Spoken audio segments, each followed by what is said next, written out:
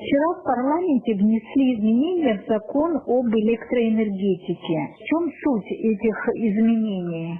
Вчера в парламенте произошло, я считаю, что хорошее событие. Эта поправка еще готовилась при шестом созыве, сроки наши подходили к концу. И так эта поправка лежала разработанная. У них по какой причине ее решили сейчас вытащить на сессию. Как внезапно, и она в повестке не была, разные ее ввели. Причинами послужили события, которые мы обсуждали на разных площадках по перепадным. Перепадные являются стратегическими объектами, хотя многие так не считают. Директор Черноморэнерго, допустим, мог одной подписью перепадные передать в аренду на длительный срок. Эта поправка теперь условия аренды тоже уже будет обсуждать в парламенте, и без парламента уже такого рода объекты не смогут передаваться даже в аренду. Это еще один как заградительный такой закон по этим стратегическим объектам. В связи с тем, что вы говорите о перепадных, недавно абхазские телеграм-каналы публиковали информацию о том, что бывший глава Черноморэнерго,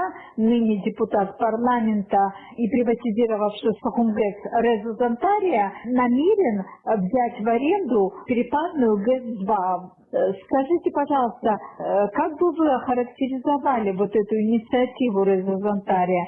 Что она из себя представляет и что в перспективе это принесет энергетике Абхазии?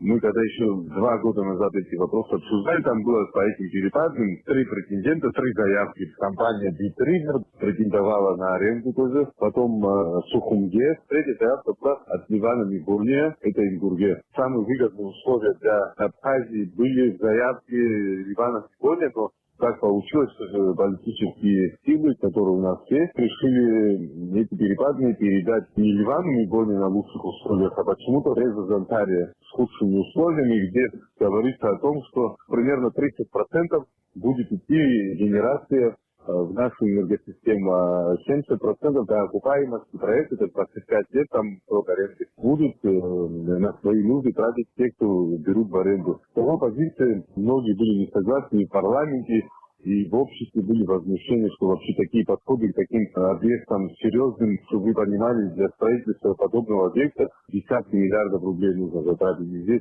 70% строительства, это бетонные сооружения, такие траусты, это все и на сегодняшний день сохранилось. И когда говорят, что этот объект ничего не стоит, это только для того, чтобы нивелировать значимость этого объекта и под условиями для себя выгодными взять. А то, что сделал парламент, на самом деле, только благодарность тем ребятам, кто это инициировал, слава богу, в нашем парламенте есть на кого можно рассчитывать, кто будет защищать наши национальные интересы. И они себя четко проявили в этом вопросе, их позиция была однозначная, хотя очень большое давление было со стороны правительства, со стороны человека, который хочет взять эти перепады под этими условиями.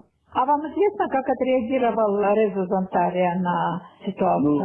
Мы видели короткое его выступление, видно было, что очень эмоционально отреагировал. Потом я читал его интервью на спутнике после сессии, там тоже много эмоций, но он не согласен с решением парламента, он считает, что это решение некомпетентное, обвинял своих коллег. Там был скандал по информации, которую мы обладаем, очень жесткая критика к действиям его коллег. В последнее время было очень много полемики по вопросу приватизации объектов энергетической отрасли. Скажите, пожалуйста, как принятое решение повлияет на этот вопрос? По закону об электроэнергетике объекты энергетики нельзя приватизировать, стоит запрет. А вопросы аренды были допустимы решением правительства. Теперь и аренда будет согласование парламента. Это еще раз заселяет позиции национальные, то есть в частные руки передать невозможно будет без изменения закона об энергетике. И теперь еще усилились и аренды тоже. Я глубоко убежден, что это единственный был выход защитить наш потенциал. Потенциал я имею в виду в увеличении генерации, который нам необходим. У нас уже большой дефицит закладывается ежегодно, а это небольшой потенциал, который может покрыть дефицит. И в этом отношении наше государство должно все силы бросить на то, чтобы восстановить их своими силами, а так как тарифы уже были подняты, в энергетической отрасли появляется экономика, и такие перспективы есть. И весь объем генерации может поступать в нашу энергосистему, если все правильно выстроить. Это был экс-депутат парламента самопровозглашенной республики Абхазия Гарри Кокая. С ним беседовала Елена Заводская.